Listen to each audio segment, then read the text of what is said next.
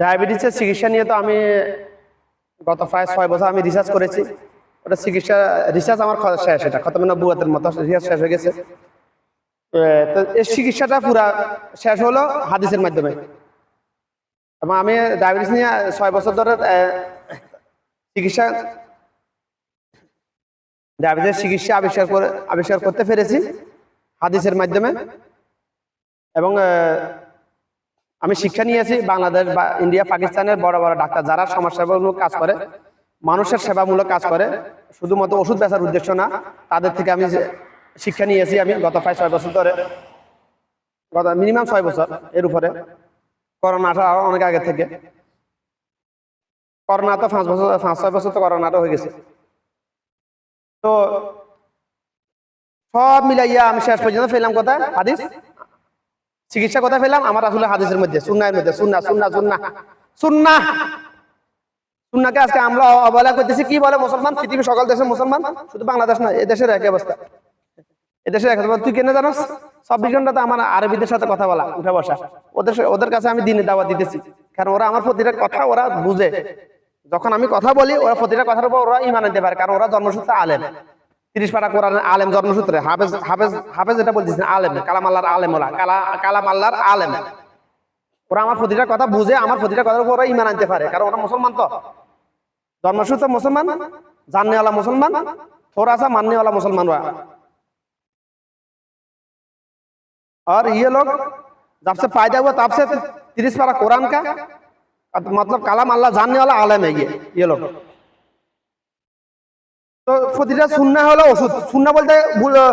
সুন্নাহের কথা বলতে গেলে ভাই আমার কথাটা বের হবে যত কিছু বলেন আপনি। আজকে থেকে না, 5-7 বছর আগে থেকে, তখন সুন্নাহ সম্মত হাদিসগুলো নিয়ে আমি অ্যানালাইসিস করেছি, দুনিয়ার বাস্তবতার সাথে মিলাইছি আমি। মানুষের রোগবালাইয়ের সাথে কেন রোগগুলো হয়,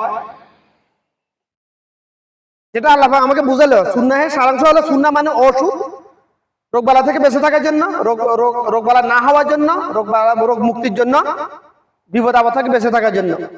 সুন্নাহ মানে ওষুধ, শুধু রোগবালা হয়ে গেলে না হওয়ার জন্য। দুর্যোগ পূর্ব পশ্চিমে আমাদের দেশে মানে সাইক্লোন ঘূর্ণিঝড় শুরু হওয়ার আগে সরকার অ্যানাউন্স করে না, আপনারা সবাই নিরাপদ স্থানে চলে যান, আশ্রয়স্থলে চলে যান, আশ্রয় কেন্দ্রে চলে যান, বলে না? এরকম সুন্নাহ মানে এরকম।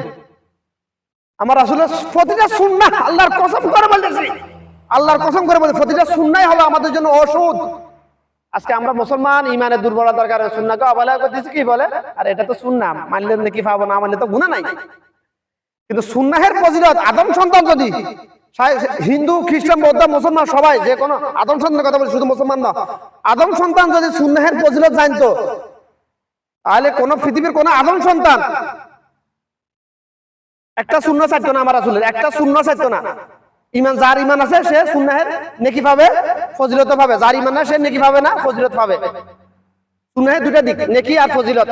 নেকি পাওয়া যাবে ইয়মুল হাসর, আলামিজান। ফজিলত পাওয়া যায়, ফজিলত মানে ফায়দা, নগদ ক্যাশ ফায়দা। দুনিয়াতে পাবে, জীবদ্দশায়, কবরে গেলে পাবে, ইয়মুল হাসর দিন পাবে, ফুলসিরাতে পাবে, হাউজে কাউসারে পাবে, সামনে পাবে। ব্যাখ্যা দিতে অনেক সময়। তো আজকে কথা বলবো আমি শুধুমাত্র ডায়াবেটিস নিয়ে। Diabetes, cholesterol. ডায়াবেটিস মানে ব্লাড সুগার, প্রয়োজনে অতিরিক্ত চিনি, ওটা আমার ডক্টর হোমে দেওয়া আছে পুরোটা। আজকে ডায়াবেটিস মানে কোলেস্ট্রল। যার ডায়াবেটিস হয়েছে বলছে, ডাক্তাররা কথাগুলো একসাথে বলে না, কারণ বেশিরভাগ ডাক্তার হারামখোর। 99,999 ডাক্তার হচ্ছে মুনাফিক, বাটপার। তারা কথা বলবে যাতে একজন রোগী বারবার তার কাছে আসে, তারা কথা বলবে যাতে ওষুধগুলো চলে। এই জন্য আর আমার কথাগুলো মানলে, আমার কথা না, আমার রাসূলের কথা, সুন্নাহগুলো যদি মানে কোন পৃথিবীর সকল আদম সন্তান, বেশিরভাগ ওষুধ কুমানি বন্ধ হয়ে যাবে। অর্থাৎ ডায়াবেটিসের ওষুধ, যে সকল ওষুধ কুমানি তৈরি করে, সকল ওষুধ কুমানি বন্ধ হয়ে যাবে। এই জন্য আমি বর্তমান পরিস্থিতিতে দেশে কথা বলতে পারবো না। আমাকে উঠে নিয়ে যাবে ভাই। হ্যাঁ ঠিক আছে, আমাকে উঠে নিয়ে যেতে যাওয়ার জন্য আসলে রাতের অন্ধকারে আসো, দিনে দুপুরে আসো, কয়েকজন মারা যাবে, এটা সত্য। তবে আমাকে নিয়ে যাবে। যেহেতু ওষুধ মানে বন্ধ হয়ে যাবে, ডায়াবেটিসের চিকিৎসা যে সকল ডাক্তাররা করে, হারামখোর ডাক্তারগুলো, ওদের চেম্বার বন্ধ হয়ে যাবে। এই জন্য আমাকে তো নিয়ে যাবে। যেমন নিয়ে গেছে আমার বোন আফিয়া সিদ্দিকী, নিউরো সায়েন্টিস্ট, হাফেজা কোরআন, আলেমে কোরআন, নিউরো সায়েন্টিস্ট আবিয়া সিদ্দিকীকে আমাকে নিয়ে যাবে, কারণ আমি open heart surgery open heart surgery কেন করা হয়? ওপেন হার্ট সার্জারি করাই লাগবে না জীবনে কখনো কোনো মানুষকে, আজকের পর থেকে যদি আমল করে। অর্থাৎ বাল্যকাল থেকে যদি কোনো আদম সন্তান সুন্নাহের উপর আমল করে, তার জীবনে ওপেন হার্ট সার্জারি করার প্রশ্নই আসে না, সুযোগে নাই। তার জীবনে কখনো ডায়াবেটিস হবে না, কোলেস্ট্রল হবে না, হার্ট ব্লকেজ হবে না, বাল্ব খারাপ হবে না, রিং খারাপ হবে না, রিং লাগবে না। আর রিং বলতে কি বুঝে এগুলোতে জান না। একটা বাল্বের দাম সর্বোচ্চ 5 থেকে 10,000 টাকা, উৎপাদন ব্যয় এত টাকাও না। আর একটা বাল্ব লাগাইতে, একটা ওপেন হার্ট সার্জারি করতে তো কোনো খরচ নাই বেশি, শুধুমাত্র পরিশ্রম ডাক্তারদের। ওপেন হার্ট সার্জারি মানে কি, যেরকম আমি 5 ফিটার মেসিরি, মনে করেন আমি ইলেকট্রিক মেসিরি, কোন একটা তার ফুটে গেছে, ওখান দিয়ে বিদ্যুৎ যাইতে পাইতেছে না, তারটা এখান দিয়ে কেটে পরিবর্তন করা, ওটা হচ্ছে ওপেন হার্ট সার্জারি ভাই। আর ও তারটা কোথা থেকে নেওয়া হয়? এখান থেকে আল্লাহ ভাই স্পেয়ার রেখেছে এখানে এবং এখানে। কিছু কিনা লাগে না ওপেন হার্ট সার্জারিতে, শুধুমাত্র ডাক্তারদের পরিশ্রম 6 থেকে 8 মিনিমাম 6 ঘন্টা, 8 ঘন্টা, 10 ঘন্টা তাদের পরিশ্রম করা লাগে অনবরত, একটা না 8-10 জন 12 জন ডাক্তারের। এই জন্য এটা হচ্ছে তাদের ফিস। এত টাকা কেন রে? 7 লাখ টাকা 10 লাখ টাকা কেন? হারাম খরচ দল, সব হারাম খরচ দল। চিকিৎসা হলো একটা সেবা, সার্ভিস, ওটাকে বানাইছে, ওটা আজকে চিকিৎসা সেবা। যারা কষায় গোস্ত বেচে, গরু বেচে, হাতের জন্য নিকৃষ্ট হয়ে গেছে চিকিৎসকরা। তো আজকের এই ভিডিওটা করার উদ্দেশ্য আমার নাতি নেই, আমার খুব খাস নাতি, বাল্যকালের বন্ধু। আমার তার বাবা আমার বাল্যকালের বন্ধু, তার বাল্যকাল না, আমার বাল্যকাল তার বাবা আমার বন্ধু, যেহেতু মামা বাবা কিনা বাগিনার ইচ্ছা। আমার নাতির সাথে কালকে, আমার নাতির কাছে গত কয়েকদিন আমি অনেকবার কল দিছি। আমার নাতি একটা দুঃখ প্রকাশ করলো, নাতি নাকি ফোন রিসিভ করে কারোর সাথে 2-4 মিনিট কথা বলবো ওই অ্যাবিলিটিও নাই এট দ্য মোমেন্ট। আসলে দুঃখ লাগলো আজকের এই ভিডিওটা একমাত্র শুধু আমার নাতির উদ্দেশ্যে, কারণ ওরা আমি খুব ভালোবাসি, নাম নেওয়ার প্রয়োজন নাই, সে বুঝতে পারবে কার জন্য। কালকে কল দিছি তোরা না, লাস্টে ভয় দিছে, রাগ করি অনেক, মানে ঝগড়া দিছি আমি, সমস্যা কি তোমার? ফোন রিসিভ করে কথা বলতে বিরক্ত বোধ করলে নিষেধ করে দাও, কল দিব না কখনো, বাস ডাইরেক্ট এভাবে বলছি আমি। তখন সে বললে আমার এই অবস্থা। যাকে আল্লাহর জন্য ভালোবাসি তাকে কি এভাবে ছেড়ে দিতে পারি আমি? কখনো না। এই জন্য আজকে কষ্ট করে কথাটা বলা, কারণ আমার ডাক্তার হোমে পুরো চিকিৎসা আগে দিয়ে দিয়েছি ডায়াবেটিস। তো যাকে বলছে ডায়াবেটিস, যাকে ডাক্তার বলছে ডায়াবেটিস, তার কোলেস্ট্রল হবে, তার হার্ট ব্লকেজ হবে, তার বাল্ব খারাপ হবে। যাকে ডাক্তার বলছে ডায়াবেটিস কোলেস্ট্রল, তার ডায়াবেটিস হয়ে গেছে। যাকে ডাক্তার বলছে তোমার হার্টে ঝুঁকি আছে, তার ডায়াবেটিস হয়ে গেছে। এখন ডায়াবেটিস মানে কি? প্রয়োজনের অতিরিক্ত জ্বালানি, প্রয়োজনের অতিরিক্ত চিনি। কোলেস্ট্রল মানে কি? মনে করেন আমরা ছাদের উপর পানির জন্য পাইপ ওয়ারিং করি না, পাইপের ভিতর আয়রন জমা হয়ে যায়, ওইটা পাইপটা বন্ধ হয়ে যায় না, পাইপ ডিবি যায় না। এমন সময় আসে একেবারে পানি আসে না, মাঝে মধ্যে প্রথম পর্যায়ে পানি ফেসা আস্তে আস্তে কমতে ফোটা লাস্টে একেবারে বন্ধ হয়ে যায় আয়রনে, হয় না? আমার ঘরে তো হয়েছিল ভাই, বেশিরভাগ হয়। তো কোলেস্ট্রল বলতে আমার শরীরে যে ফাইবগুলো আছে, মানে রক্তনালীগুলো আছে, রগগুলো আছে, রগের কাজ কি? রগের ভিতর দিয়ে ব্লাড সার্কুলেশন হবে পুরো দেহের মধ্যে, ব্রেনের মধ্যে, পুরো এবং পুরো শরীরের মধ্যে। রগের ভিতর যখন চর্বি জমা হয় যখন আস্তে আস্তে রক্ত নেরো হয়ে যায়, সংকীর্ণ হয়ে যায়, অর্থাৎ ওই যে এখন আমার হার্ট ব্লাড পাম্প করতেছে 1 লিটার, ওটা প্রেসার হচ্ছে মনে করেন 100 PSI, কিন্তু রগ সংকীর্ণ হয়ে যাওয়ার কারণে ওখানে ব্লাডটা যেভাবে আমার হার্ট পাম্প করতেছে, ওই যে পাইপ যেরকম টাঙ্কিতে পানি আছে ঠিকই, নিচে পানি আসতেছে না, ওই যে আয়রনের পাইপ লিপি গেছে। এখন আমার হার্ট ও ব্লাড পাম্প করতেছে ভাই, এখন রগটা চিকন হয়ে যাওয়ার কারণে ব্লাডটা ঠিকমতো সার্কুলেশন হতে পারতেছে না। তখন কি হবে? দুইটা সমস্যা হবে, হয় ব্লাড প্রেশার কমে যাবে, না হলে হাই প্রেশার হয়ে যাবে। কেন হাই প্রেশার হবে? ব্লাড প্রেশার কেন কমবে? ব্লাড প্রেশার কেন কমবে? ব্লাড প্রেশার কাদের কমে? যাদের বাল্বের আশপাশে চর্বি জমা হয়ে গেছে, বাল্ব খারাপ হওয়ার সম্ভাবনা ঝুঁকিতে আছে যাদের, তাদের ব্লাড প্রেশার কমে যাবে। যাদের বাল্ব এখনো ঠিক আছে, তবে ওই যে 5 ন্যারো হয়ে গেছে, সংকীর্ণ হয়ে গেছে, 5 এর ছিদ্র 1 ইঞ্চি 5 ছিল আধা ইঞ্চি হয়ে গেছে। এখন হার্ট কি করছে, আপনার ব্রেন কি করছে, ব্লাড প্রেশার পাম্পটা বাড়াই দিছে, প্রেশারটা। অর্থাৎ মানে আমাদের 5 এর ভিতর যদি আয়রন জমা হয়, যদি একটা মোটর লাগাই দিই, মোটরে প্রেশার দিলে আয়রন গুলো আর বসে থাকে না, বের হয়ে যায়। তদরূপ আমার ব্রেন কি করছে, ব্রেন তো মোটরটা চালানোর জন্য কারেন্ট লাগে, মিস্ত্রি লাগে, সুইচ লাগে, আর আমার আল্লাহ পাক হার্টটা কন্ট্রোল করতেছে ন্যানো সেকেন্ডের মধ্যে, এটা কন্ট্রোল করতেছে। এটা এমন ভাবে ব্রেনকে এমন ভাবে সেটিং করছে হার্টকে কন্ট্রোল করার জন্য। মানুষের ব্রেনে 37 লক্ষ কোটি সেল আছে, অর্থাৎ সফটওয়্যার কম্পিউটার যেরকম সফটওয়্যার আছে না, যারা কম্পিউটার চালান তারা বুঝবে সব কথাটা। কম্পিউটার যেরকম সফটওয়্যার আছে, এরকম সফটওয়্যার 37 লক্ষ কোটি সেল আছে, সফটওয়্যার আছে মানুষের ব্রেনে। এক একটা সফটওয়্যার এক একটা কাজ, এক একটা সেলের এক একটা কাজ। তো হার্টকে, শুধুমাত্র হার্টকে নিয়ন্ত্রণ করার জন্য অনেকগুলা শতাধিক সেল কাজ করে, শুধুমাত্র হার্টকে নিয়ন্ত্রণ করার জন্য। ব্যাখ্যা দিতে গেলে অনেক সময় লাগবে, নিজেকে ফসার করার জন্য নয়। কথাগুলা যে কোনো ডাক্তারের সাথে, ডাক্তারকে শোনাইও, তারপর বুঝতে পারবে।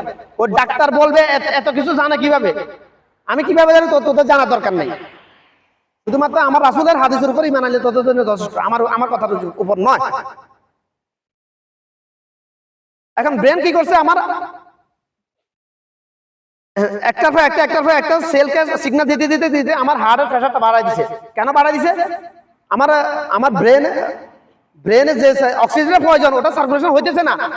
আমার মানে হার্ট থেকে বের হয় রক্তগুলা সার্কুলেশন হওয়ার জন্য, শরীরের প্রতিটা অঙ্গে সার্কুলেশন হওয়ার জন্য, কিডনি প্রতি সেকেন্ডে কত লিটার পানি, 1 মিনিটে কত লিটার রক্ত, ব্লাড ছাঁকে ফিল্টারিং করে। এখন কিডনি তো পর্যাপ্ত ব্লাড পাইতেছে না ফিল্টারিং করার জন্য। কিডনি ব্রেনকে সিগন্যাল দিতেছে আমার রক্ত কোথায়, আমার খাদ্য কোথায়, আমার কাজ আমি করতে পারতেছি না, আমার ডিউটি আমি ঠিক মতো করতে পারতেছি না, ব্রেনকে সিগন্যাল দিতেছে। এখন ব্রেন কি করছে, প্রেশার বাড়া দিছে। ওই যে প্রেশার বাড়া দিলে কি হবে, রক্তনালী যখন সংকীর্ণ হয়ে গেছে, প্রেশার বাড়ানোর কারণে ওই জায়গায় আসে প্রেশারটা বেড়ে যাবে, তখন ব্লাডটা সার্কুলেশন হবে।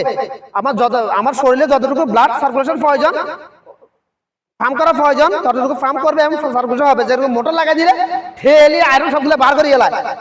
পানির প্রেশার যত কম, যদি একটা ছোট্ট ছিদ্র থাকে তাহলে পানির প্রেশার বেড়ে যাবে, নল সাইডলে, কল সাইডলে, বিক্ষক সাইডলে।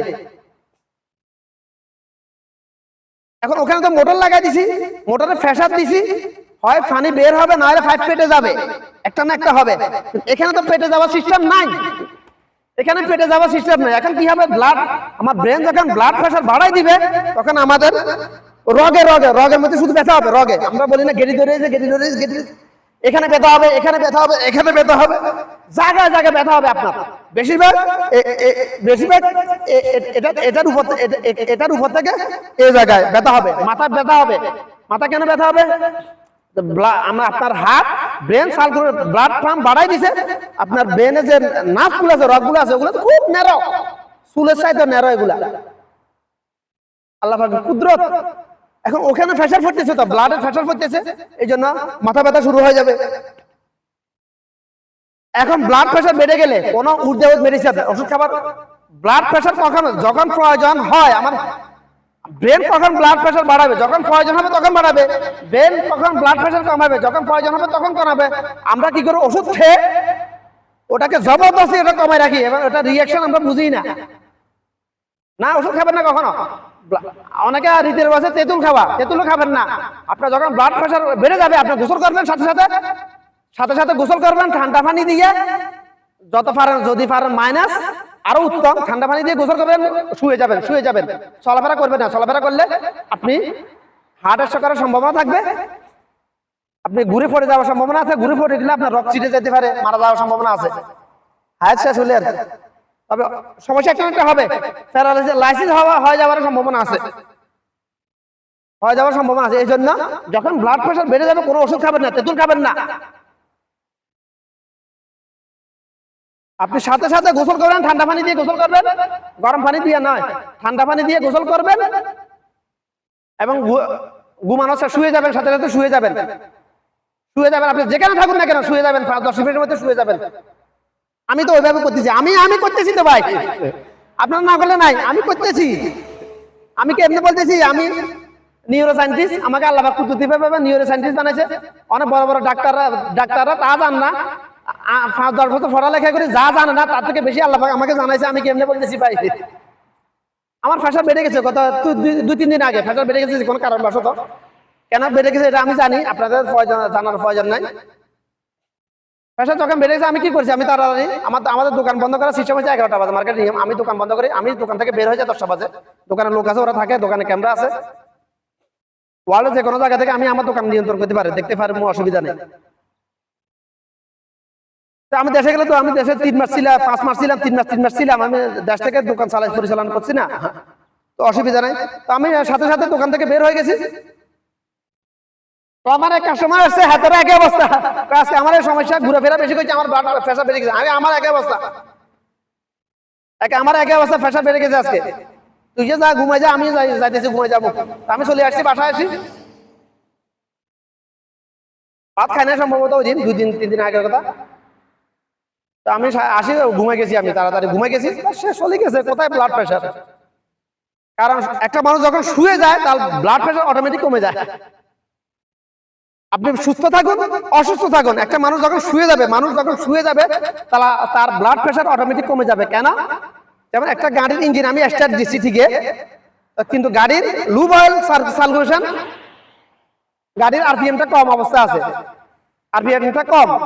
যখন গাড়ি আমি নড়াচড়া করবো, চালাবো, 1 নাম্বার গিয়ার লাগাবো, তখন গাড়ির আরপিএমটা একটু বাড়াতে হবে।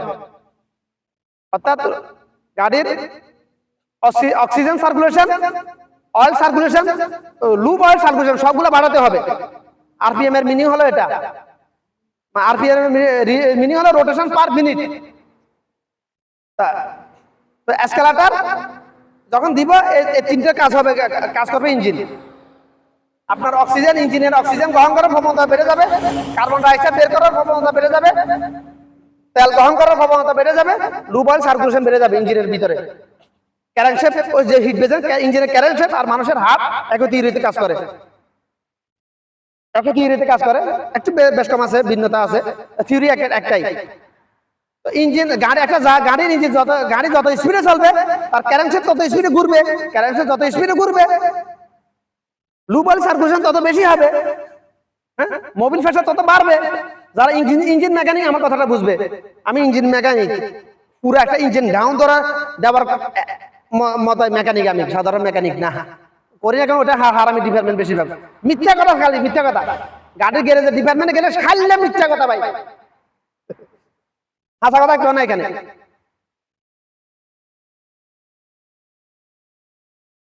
তো এখন গাড়ি চলতে হলে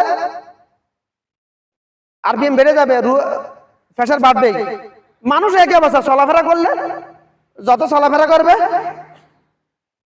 তত তার প্রেসার বাড়তে থাকবে, যত জোরে চলবে। এই যে একটু ঘুম, এখন একটু ঘুম,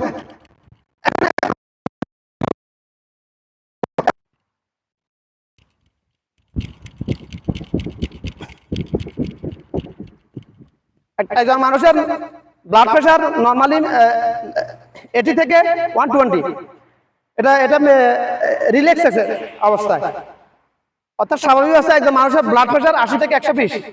এখন আমার ব্লাড প্রেসার মিনিমাম 150। মিটার থাকলে দেখাতে পাইতাম, মিটারটা আমি নিব ইনশাল্লাহ, দেখাবো। কারণ আমি তো আমার হার্টের অবস্থা তো আমি তো বুঝতে পারতেছি ভাই, কমাইতে হবে এটা।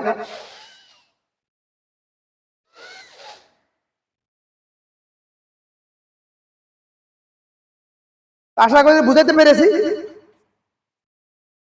বুঝাইতে পেরেছি আমার নাতিকে। ইনশাআল্লাহ যদি কোরআন হাদিসের উপর যদি তোমার ঈমান থাকে পরিপূর্ণ, তাহলে কথাগুলো বোঝার চেষ্টা করবে ইনশাআল্লাহ। আর নিজে যদি ফলাফল ভালো পাও, তাহলে যাদেরকে তুমি আল্লাহর জন্য ভালোবাসো তাদের কাছে হোয়াটসঅ্যাপ মেসেঞ্জার মাধ্যমে শেয়ার করবে, ফেসবুক ইউডি।